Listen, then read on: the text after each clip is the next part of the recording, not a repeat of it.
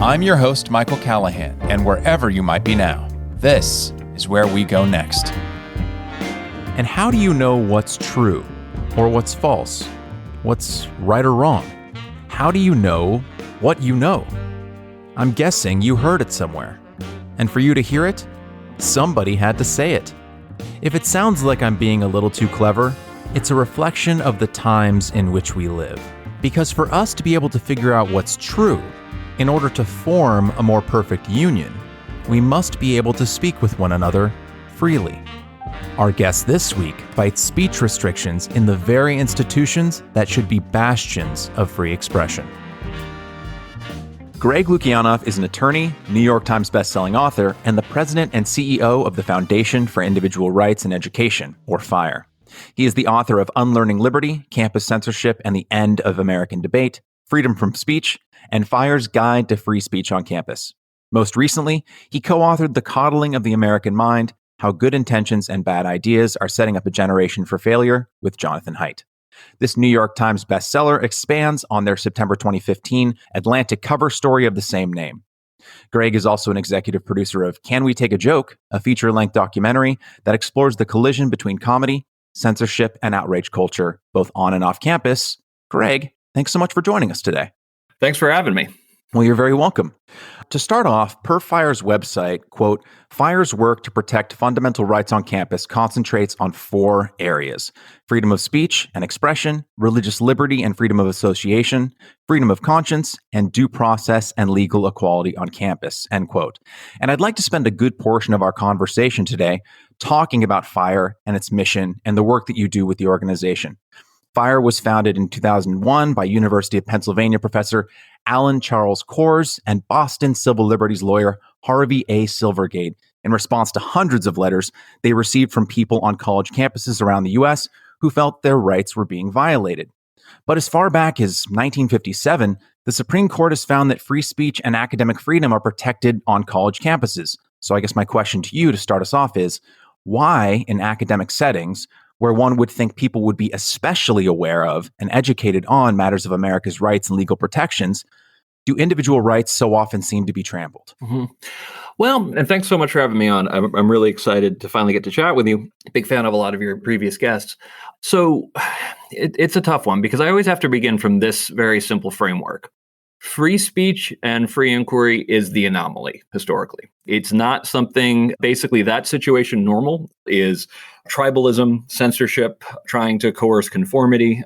Living in pluralistic societies where everybody has a right to their own opinion is a cultural invention that is very hard to maintain. So left to our own devices, human beings tend to be very tribal, very self-certain, very ideological, sometimes even superstitious, actually almost always, at least to some degree, superstitious.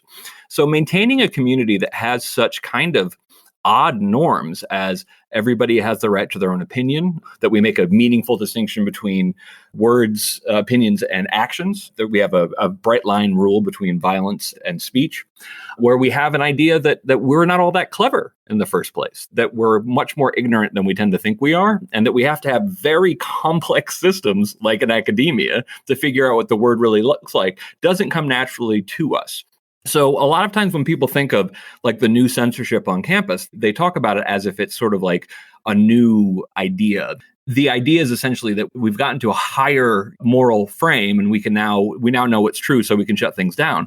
But that's not new at all. That's ancient. Thinking that we know what the truth is ancient. The innovation is realizing in the grand scheme of things we don't know much. So that's a very long-winded way of saying what we're seeing is sort of like a regression to the mean of human society, and that the academic environment is a very hard one to maintain, and it requires viewpoint diversity. It requires great respect for norms of free inquiry. It requires a tough stomach.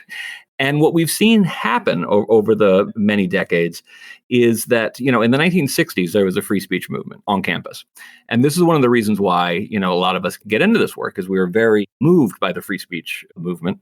But primarily, a lot of us were moved by the free speech movement in the gay rights movement and the civil rights movement and the women's rights movement.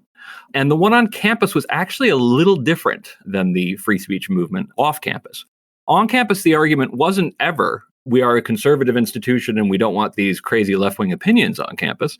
Academia has never been particularly right-wing. It's actually always been, at least most colleges have always leaned at least somewhat to the left, actually usually at a 3-to-1, 2-to-1 kind of ratio.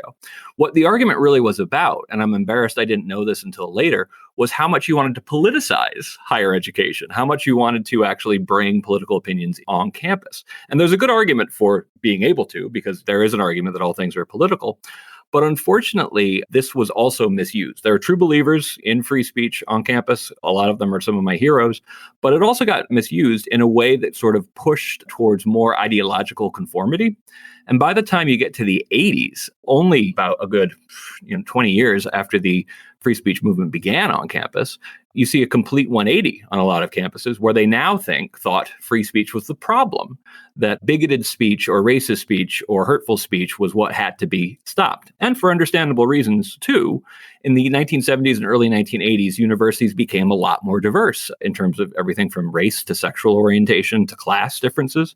And that created real conflict. Unfortunately, campuses went very quickly to speech is actually the problem now. And the funny thing is, this is completely typical. When you are in power, almost always, you eventually will see free speech as a threat. The majority, the people in power, find it inconvenient, find it a threat. And that's sort of the historical norm when it comes to free speech. I've been talking a long time. I can backtrack on any of this if you want me to. Oh, no worries. We're going to get into it. But to go to something I heard you say at the start of your statement, the idea of reverting to the mean, that freedom of expression, freedom of speech is the anomaly rather than the standard. And so it seems like something like our Constitution, our cultural norms are really the only bulwark against the reversion to the mean. I mean, it wasn't that long ago that if someone said something offensive either to you or you overheard it from a second or third party, that you dueled them to the death. Yeah. The idea that words are violence or words lead to violence is a time-worn idea. And as old as time itself. Exactly. And so this idea that this whole words or violence thing is a rather new meme couldn't be further from the truth. Nope. It isn't. And it's something that I really try to remind people of all the time because they tend to forget. Is that, and it's funny watching students come up with this idea like it's something that they just thought of. It's like, wait a second, free speech is a social construction, and it's like, yes, it is. It's like a lot of things in society, well, most norms at least, they're all inventions to a degree. They're social technologies. It's just one of the smartest ones we've ever come up with, this strong distinction between speech and action. I think it was Sigmund Freud who said something to the effect of civilization began when the first man hurled an argument rather than a stone. Oh, wow. Yeah, that's a great saying. It is. And there are some scholars who think of it this way. There's this idea of cultures of honor, which is a good chunk of human history, where to a degree, it's up to you to enforce moral norms. That essentially you have to show, I will not be wronged. I'm not waiting for power to police wrongs against me. And that's where you get things like dueling, you get revenge killings, you get feuds and all this kind of stuff. It's a norm that actually, in a really, unfortunately, kind of makes sense in small communities where there is no nearby authority to help you out. And so at the beginning of the Republic, Aaron Burr and Hamilton still had some of the culture of honor there, and Hamilton died in a duel with Burr. There was still dueling, but it started to die off, and it was replaced by something that has been called a culture of dignity.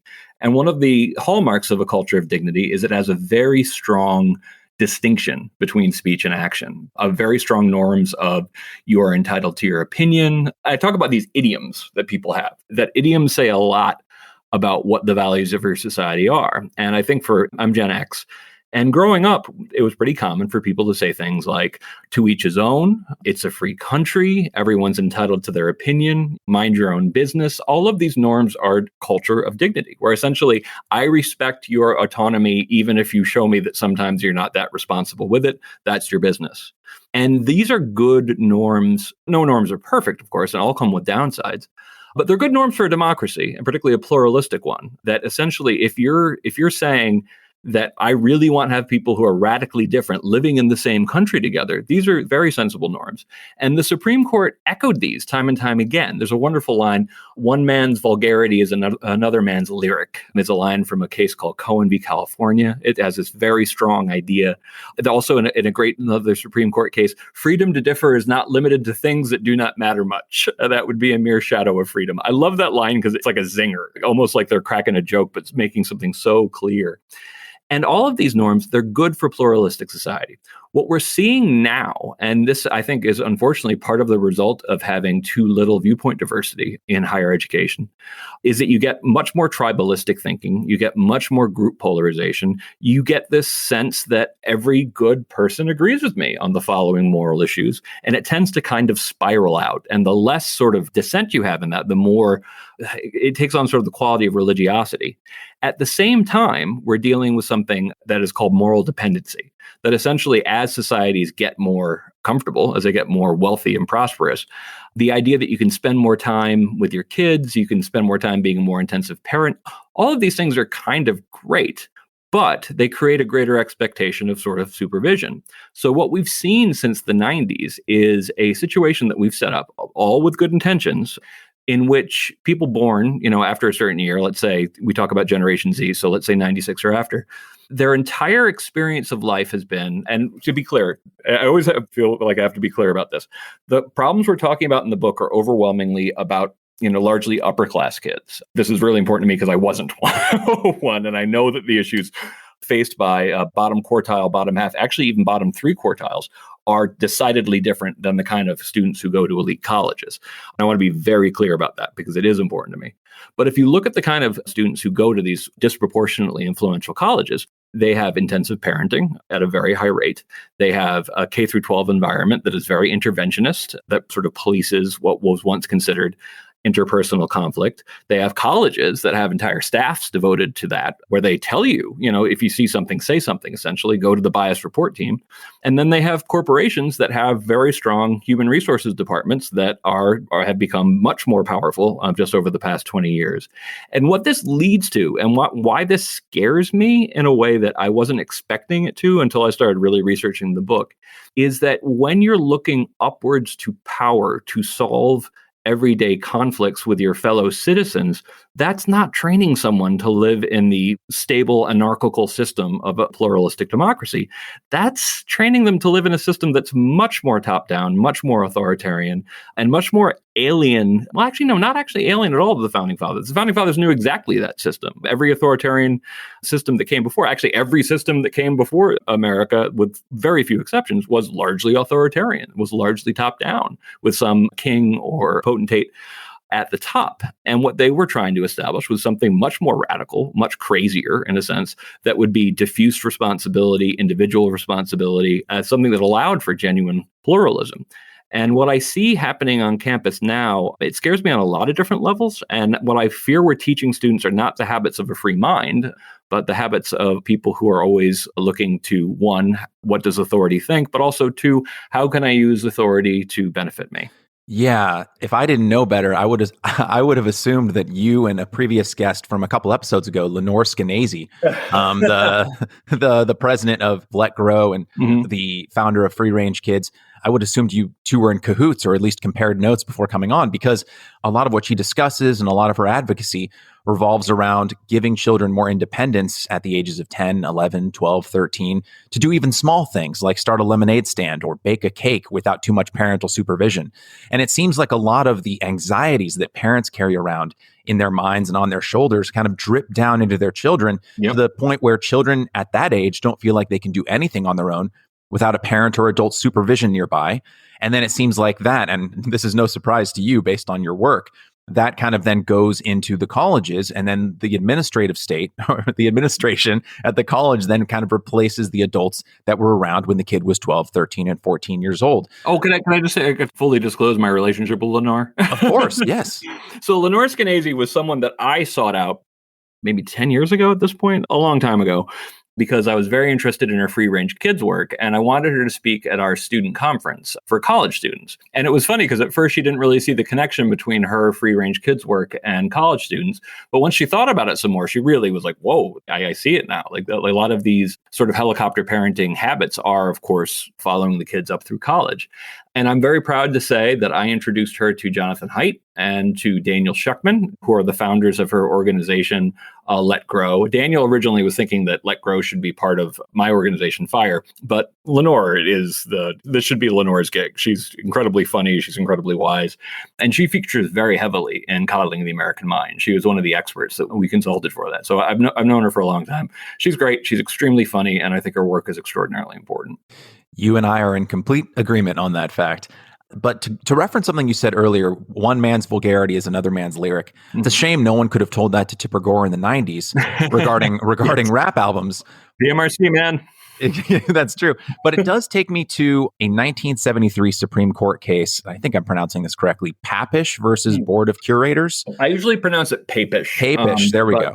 Yeah, I'm not totally sure how you're supposed to. Her name is Barbara Papish. Okay, well then Papish versus the Board of Curators. So, and in regards to that case, I think I just kind of want to go back to something you said, where we have historical examples of what happens when a culture of dignity is replaced by one where if you say something offensive, I'm going to challenge you to a duel and kill you. Mm-hmm. We have many historical examples of that. They're in our history books. We hopefully still teach them to children. Well, and it's still happening, by the way. Culture of honor is still with us. A lot of the murder in any given country it's interesting when they do studies of places where there's high rates of murder. One of the best signs is there a culture of honor where essentially people feel like they have to defend their own reputation. It's still with us. No, that's absolutely true. I mean, even modern gang warfare. I mean, That's not the aberration historically. That's the norm. That's the norm. That's Romeo and Juliet. Yes, exactly. Yes. Yes. One of the most famous incidences of gang-on-gang violence. Yep. But when we look at all these historical examples that we hopefully are still teaching children today, and we look at all the case law that is on the books that repeatedly establishes the ability for students on college campuses and even high school and middle school campuses to be able to express themselves, even if it's vulgar, why do we seem to keep having to relearn these lessons over and over again? And why do these universities, I guess my larger question is why is an organization like FIRE so necessary when these universities know that the case law exists? Yeah, it should not be necessary for FIRE to exist. Universities should be policing this stuff on their own. They should be advocating for free speech, academic freedom, and due process on their own. They should be unapologetic about their small L liberal traditions and the difficulty of knowing the world simply as it is, the arduous process of the production of knowledge, all of this kind of stuff. But unfortunately, they're also human institutions. They're also mega corporations, which take on interesting attributes all of their own. They're very tribal in the sense that, particularly among administrators, viewpoint diversity is extraordinarily low. It's even worse than in the professoriate.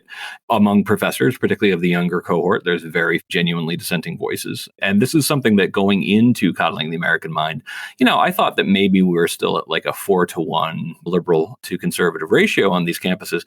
But it actually turns out, particularly at some elite campuses, it's 0 in some departments. And some of the ones that try to say, oh, we have some conservatives, like at Stanford, it's like, oh, they're actually at the Hoover Institution, which might as well be like on the moon as far as students are concerned.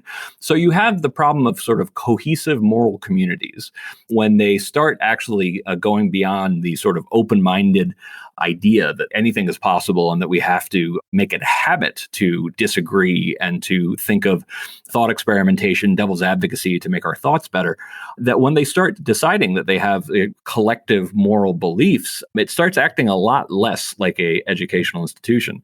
And also, why do these cases not have as much effect as you would think? The case law is still very strong for student free speech rights, and the case law is still very strong for professor free speech rights. But those only apply, for one thing, to public campuses. The First Amendment applies to public campuses through the Due Process Clause of the 14th Amendment, just to be technical.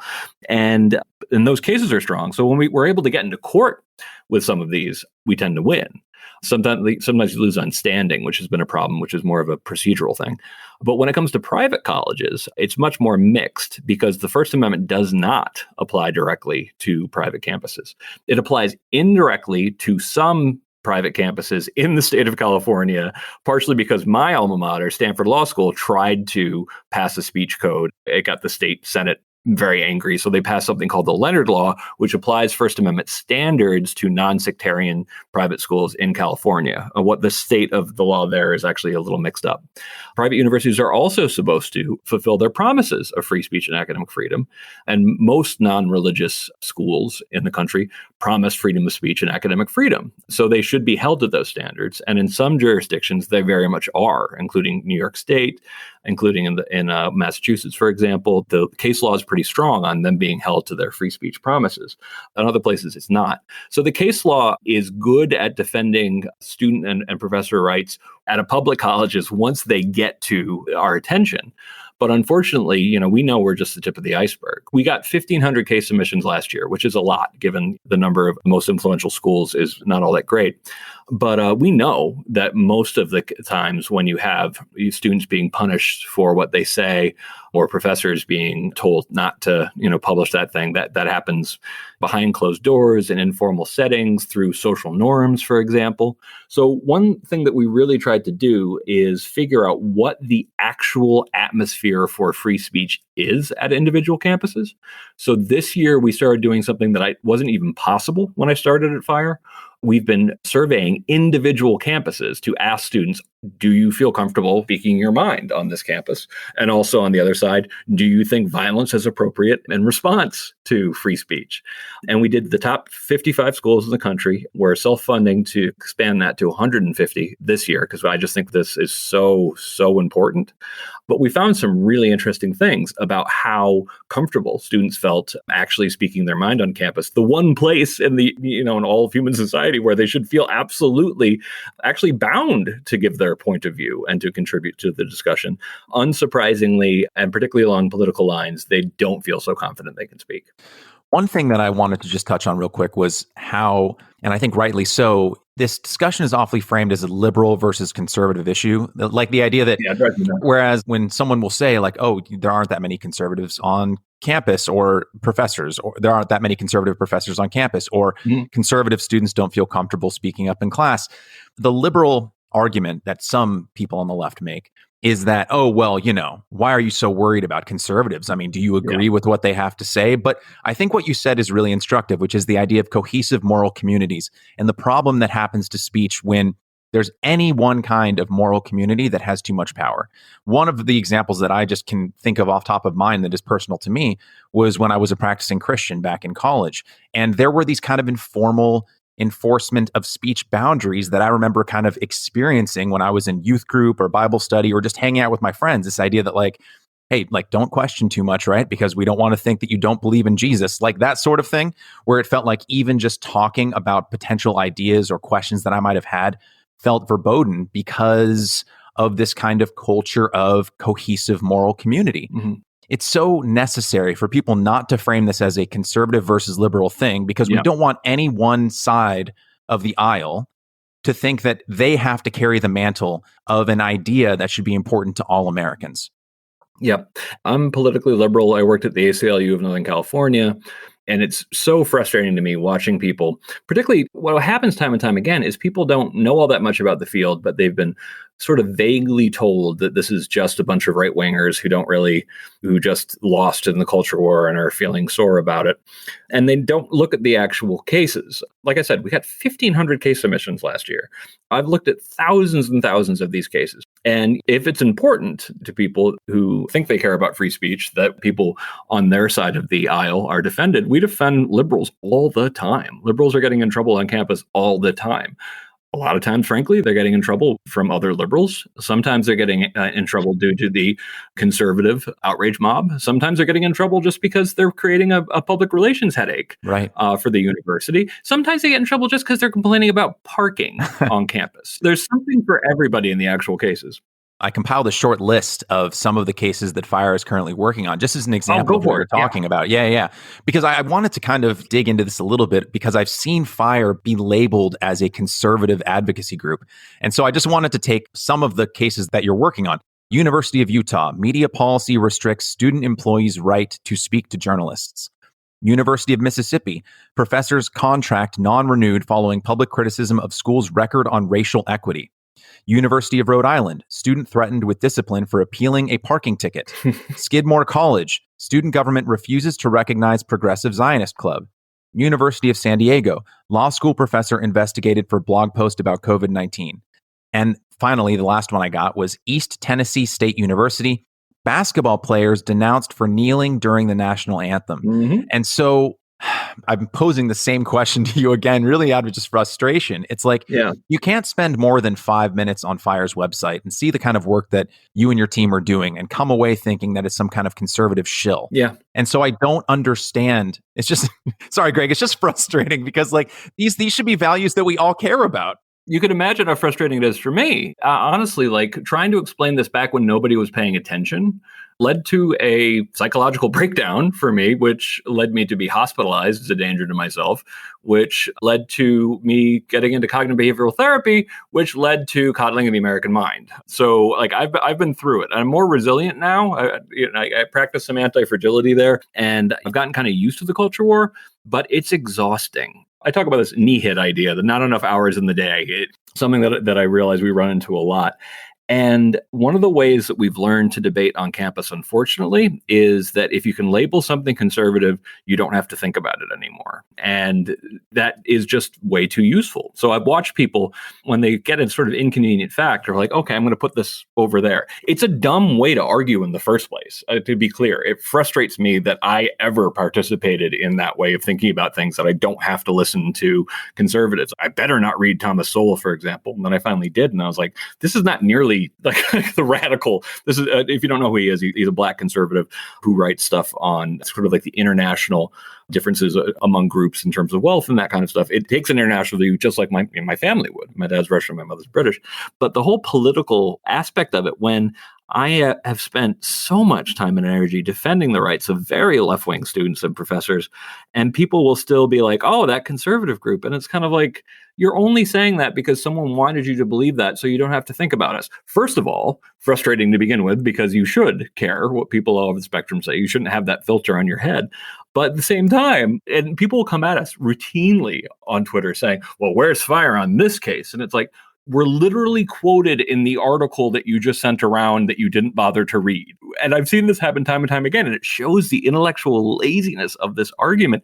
A lot of times people know about the cases involving people on the left getting in trouble because we took them public. And what kills me about this is that, yes, you should be concerned about people getting in trouble on your side, on our side. You know, I still consider it. And you should be concerned about these free speech weapons, these censorship weapons being used against you.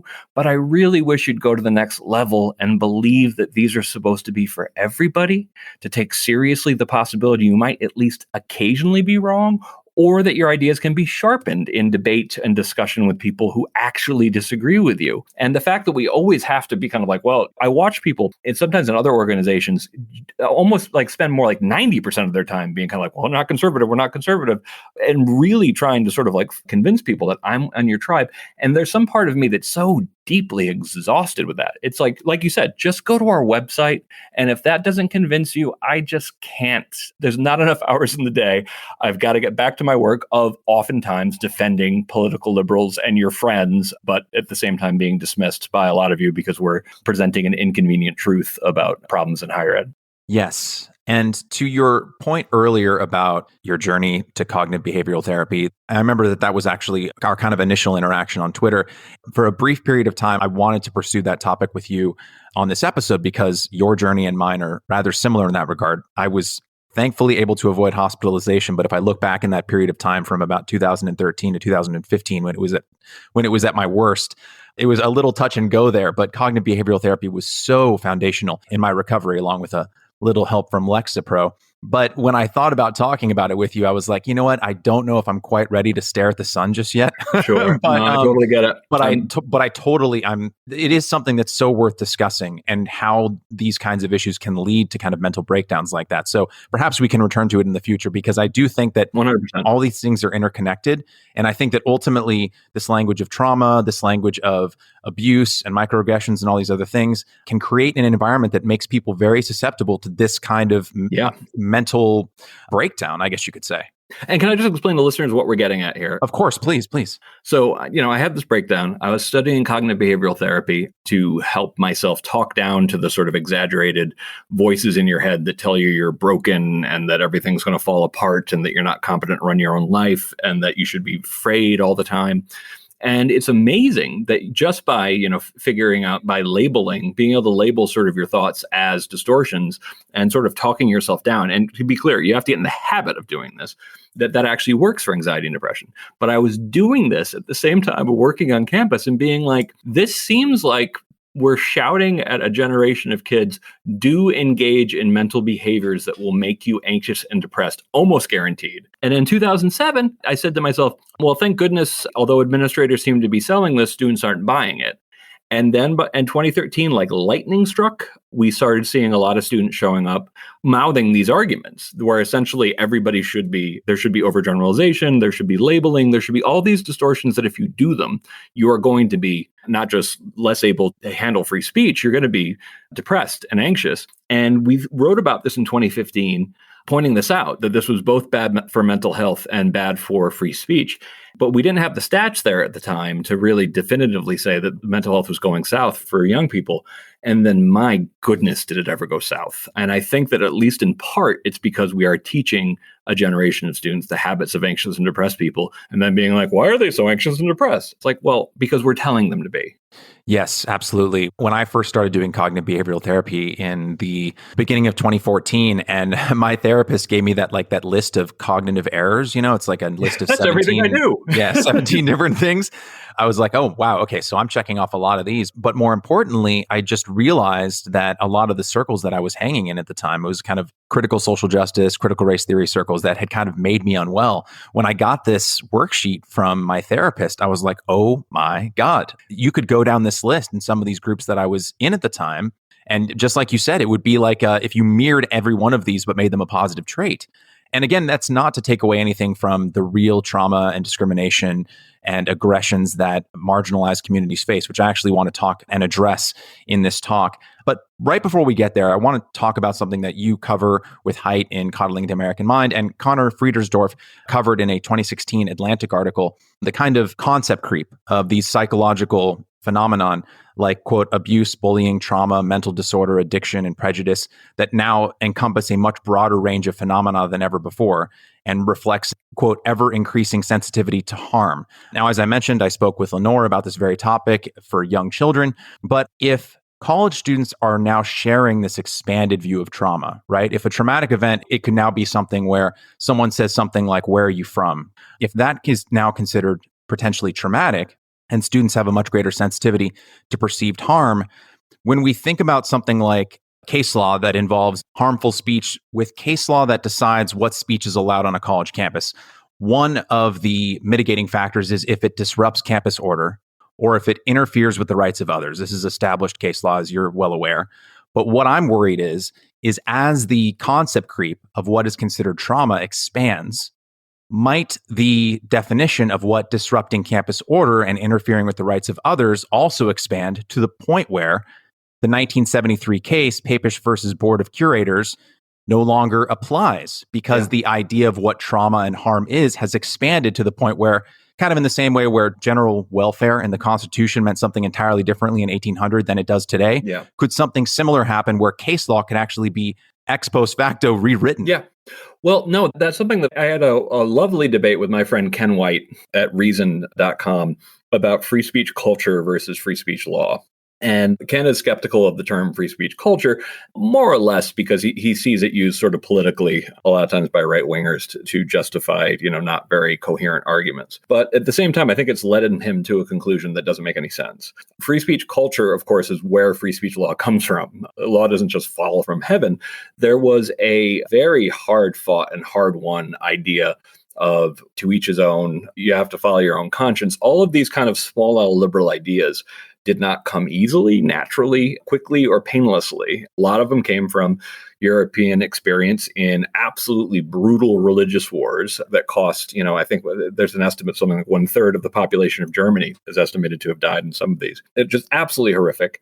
And it was these norms that we were lucky enough to be founded at a time when these things had some popularity in intellectual circles. I do think that the founding fathers, particularly James Madison, was an extraordinarily good psychologist and studier of human nature when he set up a lot of the structures that we have in government. It deals with things like bias, for example, and for motivated reasoning, and that checks and balances really kind of help with a lot of human failings. But also the Bill of Rights is designed to help limit the power of government, to recognizing that you want to avoid tyranny, for one, of course, but also that you have this theory, essentially, about individual pursuit of happiness and individual rights. But it wasn't very strongly protected. Free speech wasn't very strongly protected in the law until about 1925. Did that mean there was absolutely no free speech in the country? No, absolutely not, because there was a strong free speech norm. And it was that free speech norm, for example, that anti-abolitionists, when slave owners tried to ban abolitionist speech in the North, they failed. There's a book called The People's Darling Privilege by Michael Kent Curtis that talks about how strong the free speech norms were. And it was only when they started to fall apart, to some degree in the late Victorian age, but in World War I, that the Supreme Court finally had to more or less dust off the First Amendment and say, okay, this actually matters now, because we're putting people in jail for example, we put basically the equivalent of Bernie Sanders. We put UGV Debs in prison. He actually ran for president, I think, in 1920 from prison for what he said, including a speech that was actually at times kind of beautiful. Eugene Debs was a socialist candidate for presidency, saying that don't let them tell you that you are fit for only to be cannon fodder. Like telling people it's like you have a higher calling than to kill yourself in the name of this country in war. And there was mass arrests of people for anarchical opinions, communist opinions. Also, before that, free love opinions, sexually bawdy opinions.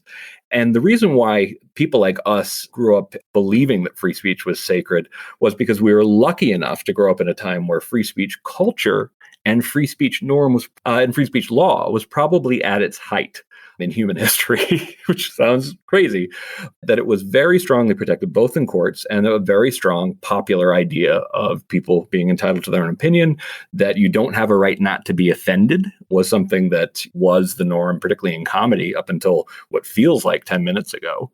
And so that those changes in the way intellectuals thought about free speech, but also the way the culture thought about free speech, have an interrelationship. And it was a positive feedback loop for the 20th century. What will happen eventually is if we change these norms, if we think of perversely, if the sort of disproportionate power, the weird power arrangement that you have in higher education dupes people into believing that free speech is the argument only of the bigot, the bully, and the robber baron, which historically, by the way, makes zero sense. But in campuses where the other side is in charge, that's what they really try to argue with a straight face without recognizing that they themselves are the wealth and power and the people in charge.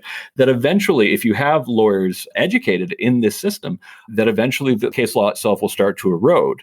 But the good news is case law as it is right now is not the problem. Case law is actually very strong, and I think free speech law will remain in good shape at least for a while.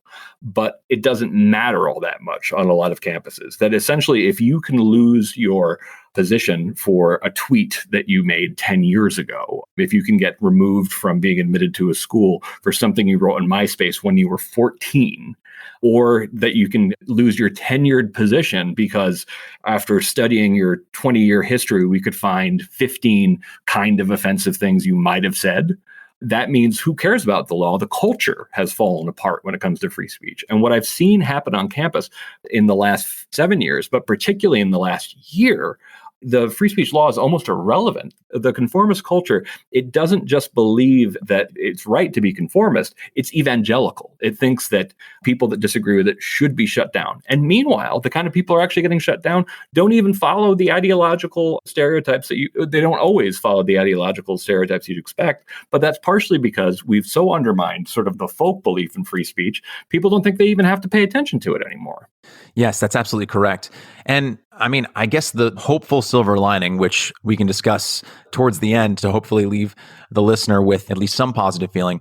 I would imagine the silver lining is it seems like America's relationship to freedom of speech is a bit of a yo-yo or a seesaw, I guess you could say. Whereas sometimes it takes a shock to the system for then either the culture or the legal system to kind of respond and make our idea of freedom of speech more robust. I mean, just to kind of cap off the Papish v. Board of Curators, because I'm realizing the audience has no idea what we're talking about. Sure. The Papish v. Board of Curators ruled in favor of a college student who drew a cartoon of cops raping the Statue of Liberty, right? Which isn't exactly a conservative cartoon. Yeah. But it seems like in the wake of all those kind of rulings and cultural norms, and as a response to things like the McCarthy era in the 50s and the kind of constricted speech of the early 1960s, it seems like the 70s and 80s and 90s, the childhood you had, and to some extent that I had in the 90s and early 2000s, was a response to that constriction. And hopefully, in the next decade, we begin to have an expansion of these norms again in response to what we're seeing now,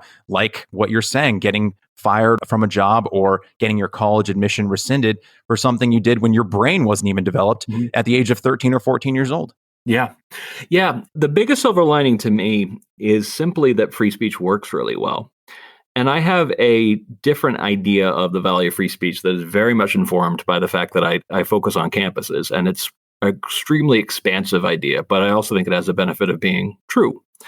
I call it the pure informational theory of free speech, and sometimes also the lab and the looking glass theory. And it's very simply this. A lot of times in debates about free speech, there's a sort of hijacking of the idea of truth, that essentially it's only about establishing what is factually true. And if you're saying something untrue, you should have no free speech. To me, that's a very primitive and limited understanding of the value of free speech. It's not that marketplace of ideas isn't true and it isn't part of the debate of free speech, but it's only a little tiny sliver. What I mean by the pure informational theory of free speech is that there's this wonderful thing called the project of human knowledge. And basically it relies on, at one point in human history, we discovered that, wow, we thought we were so confident in all the stuff we knew.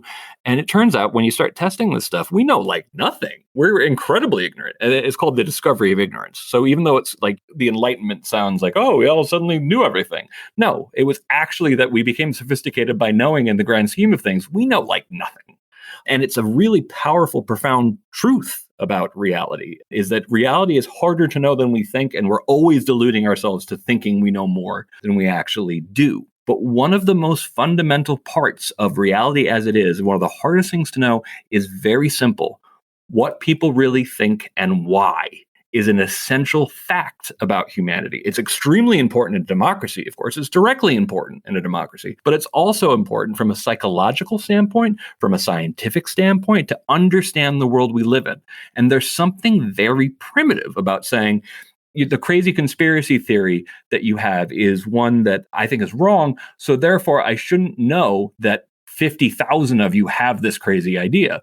That seems detached from the goal of knowing the world as it really is. So very simply, it's always important to know what people really think and why. And right now, campuses, the place that should understand this better than anywhere, is really trying to convince itself that maybe we are safer if we know less about what people really think and why. And helpfully, we can convince ourselves that they don't really think that anyway, or it's irrelevant that they think that. It's a very unsophisticated, but very classic way to the human society's approach speech. The much scarier idea is that this conversation is never really over. We are always going to need to know what people really think and why. And that means robust protections for freedom of speech and beyond truth seeking, but with truth seeking, because you either might be wrong, you might be partially wrong, or you're just holding your beliefs by accident. This is what I call Mill's trident.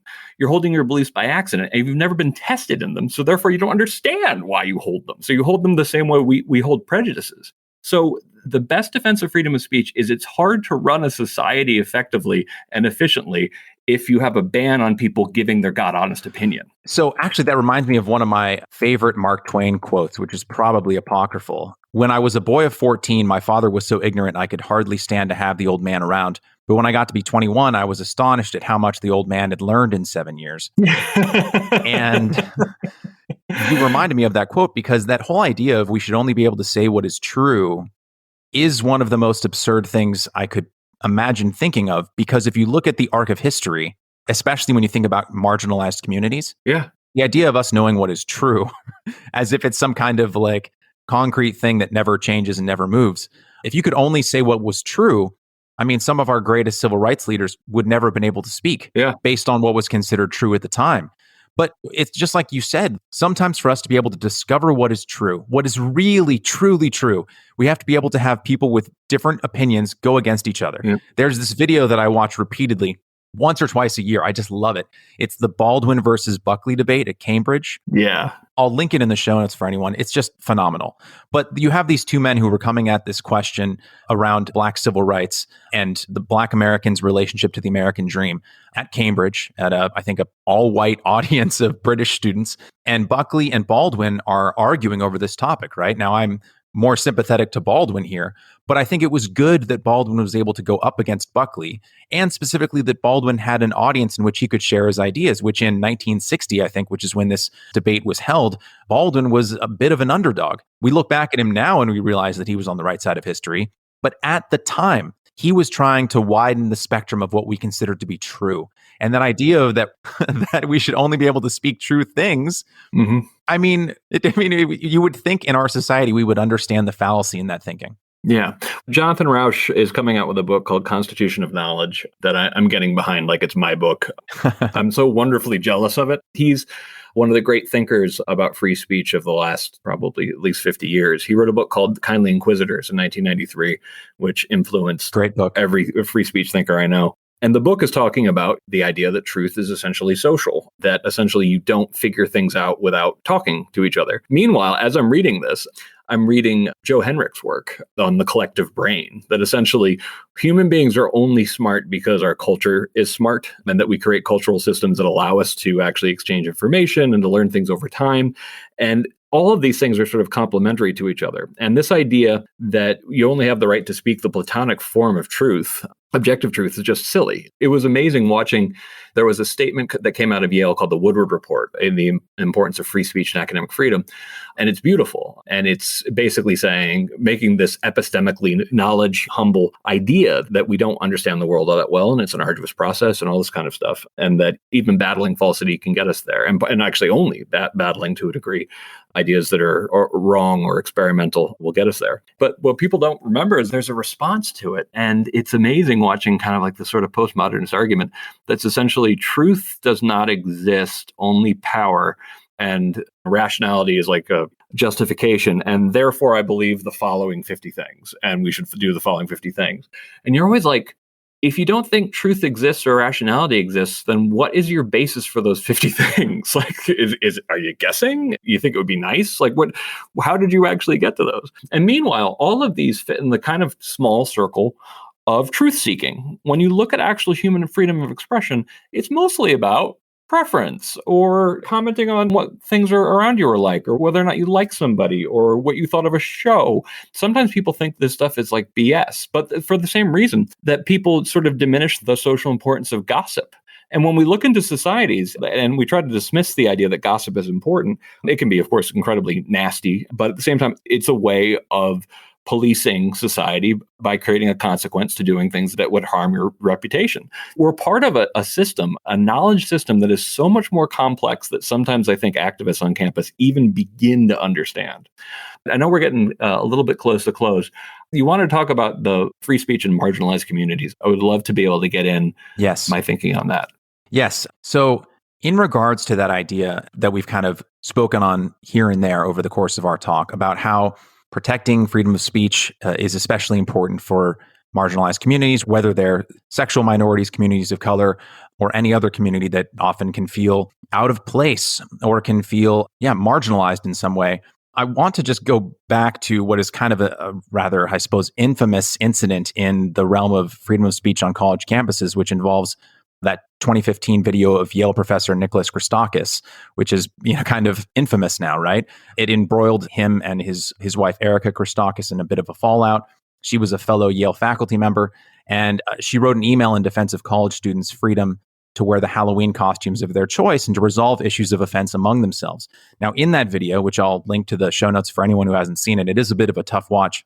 Nicholas is seen on campus arguing with students. He's kind of surrounded by students who are quite angry at him, who are insisting that the university should be a home where they feel safe, and that the burden of confrontation, education, and maturity should not have to be placed on the offended party. Now, I've personally heard countless stories from close friends, women and people of color, who have had to weather daily insults and unintentional indignities in the workplace and in their personal lives.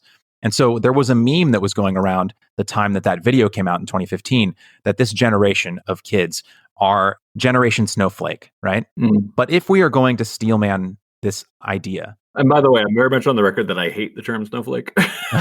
no, I dislike it too. Well, I dislike anything that is dismissive in that way, right? Yeah. Because just real quickly, because it's the same line of thinking that says, well, why should I care about a conservative, right? Like Yeah. what you're doing when you say something like that, when you write someone off as a snowflake, or you say I don't really care because they're conservative, you're not arguing with the idea. You're not arguing with the actual argument. You're just dismissing it. So I guess You're giving yourself an out. exactly. There is one thing that is funny, though. The original meaning of snowflake was the one that we learned as kids, which is that everybody is unique and special like a snowflake. Yes. And it's funny because like that meaning is absolutely true.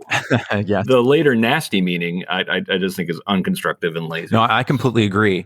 But if we're going to steelman that perspective, right, Yeah. that college campuses should be a home where people feel comfortable, where they feel safe. I know that microaggressions is a meme and the ideas like where are you from, et cetera, but people will point to those bridge too far examples. But I think that it is really important to say that it can be very difficult when you're someone who is from a minority religion or background of any kind, of whatever background you might be. It's hard to weather those insults and it's hard to weather those indignities day to day.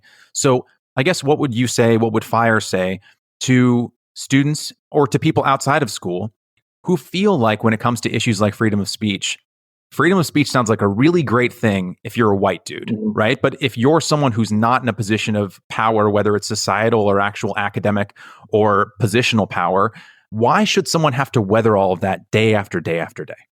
I think this unfortunately comes from a profound misunderstanding of free speech that makes perfect sense to anyone who's attended a elite liberal arts college, that I think they're being miseducated about free speech by an institution that cannot recognize its own power and privilege. It instead feels guilty about it and distorts what the role of free speech and academic freedom is. So I'll go all the way back to, where free speech comes from. So I do find the argument that free speech protects the powerful to be just strange, because power has always been fine. So people will point out free speech, they'll try to make the argument. This is where I make the bully, bigot, and robber baron idea. Essentially, like, this is the way it seems to be taught in K through 12 now, is that free speech is the argument of these three categories. But historically, rich people didn't need free speech. They were rich. Powerful people didn't need free speech. They were powerful. They were protected by virtue of their power and their wealth. Once you started having democratic or semi-democratic institutions, you didn't need some special exception for free speech to protect your rights. You needed 50% of the vote, 51% of the vote, depending on the system, or just a plurality. So the majority is always protected. Power is always protected. Wealth is always protected.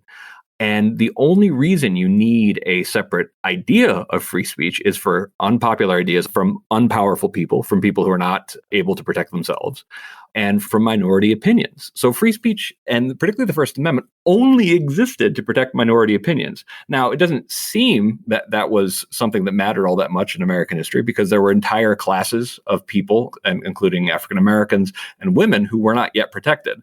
That being said, more people were protected by freedom of speech, and more people had the vote in, say, 1800 than had in 1750. So, progress works slowly and frustratingly, but it's never going to all happen at the same time.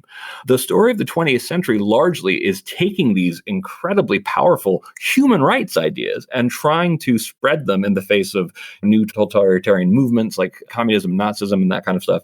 And what allowed the civil rights movement to happen, what allowed the gay rights movement to happen, what allowed the women's rights movement to happen was freedom of speech becoming strong in the law and becoming strong in the culture. Those two work together.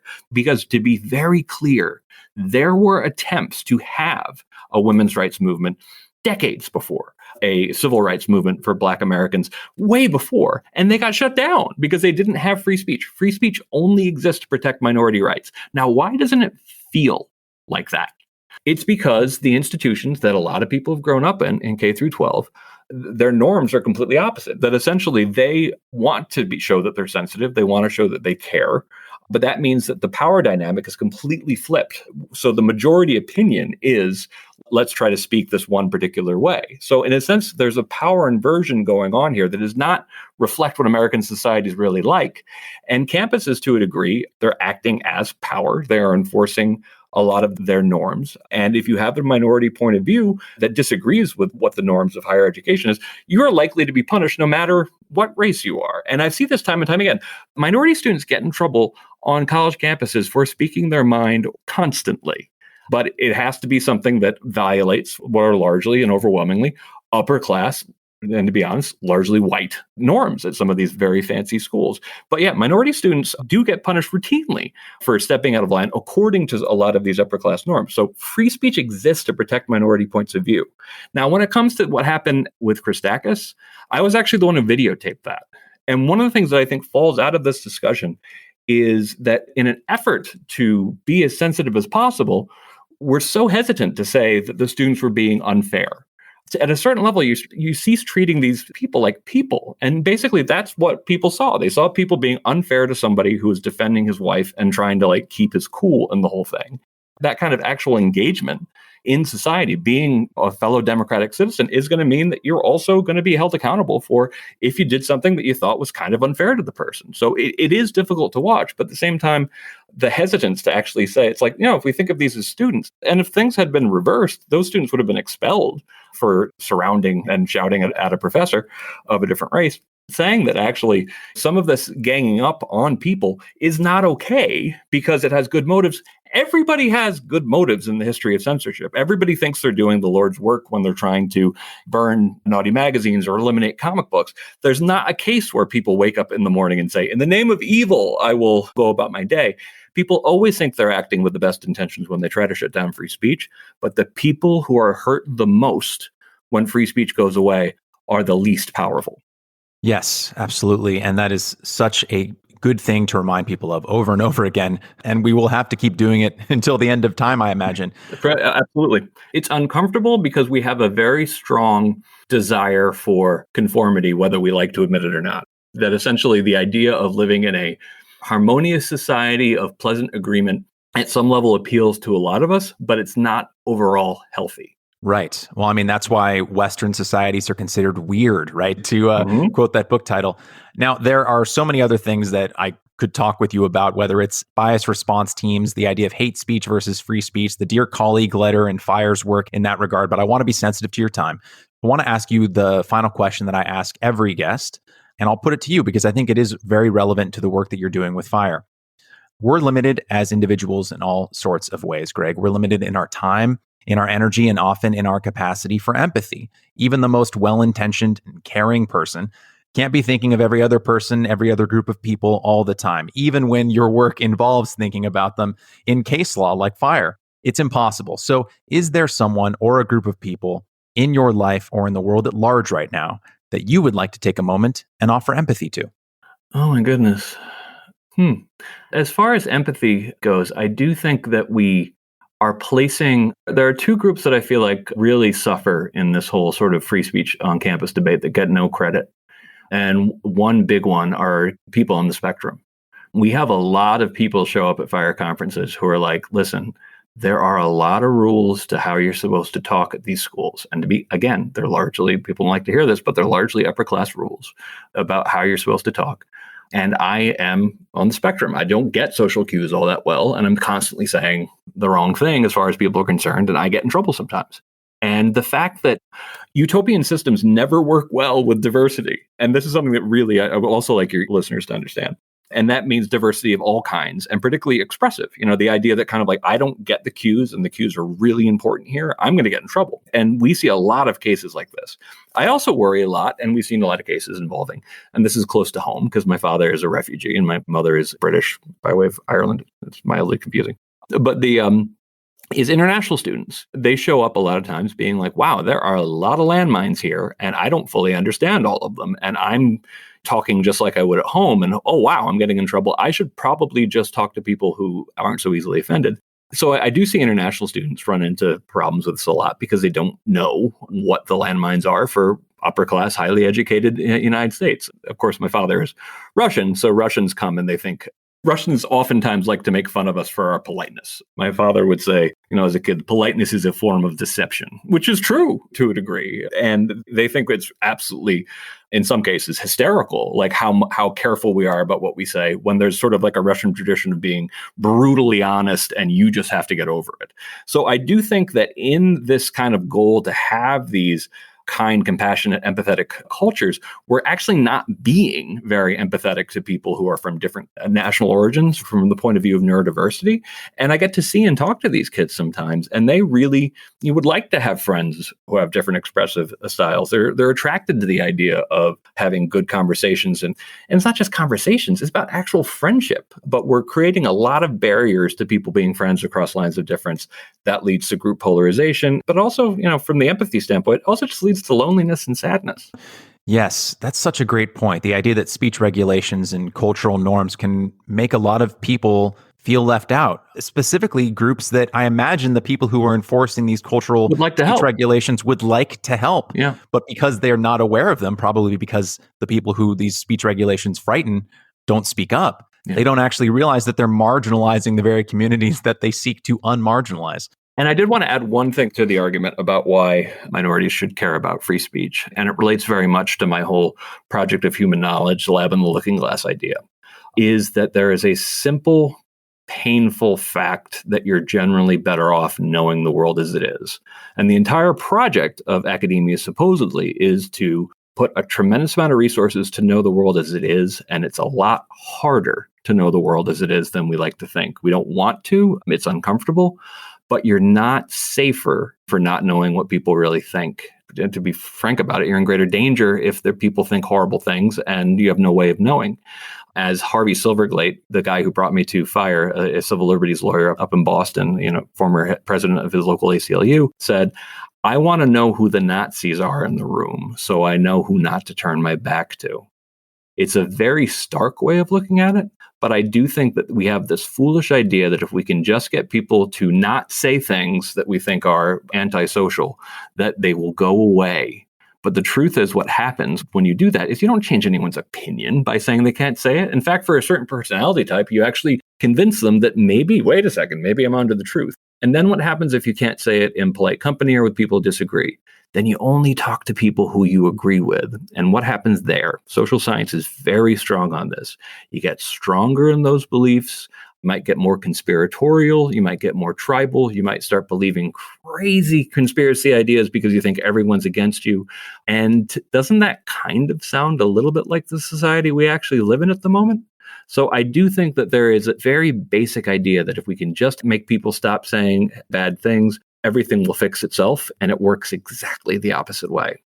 On that knowing who the Nazis are in the room point, I think when it comes to ideas and speech, we should advocate for a policy of open carry so that you can understand who's carrying the weapons, so you know who to be wary of. Yeah. But Greg, I want to be sensitive to your time, and I really appreciate you coming on today. I'm so grateful for the work that you're doing and the work that FIRE is doing, because, as we've learned in this conversation, the ideals of freedom of speech and a free society in which we can share our thoughts with one another is something that has to be continuously fought for forever, lest we return to the mean.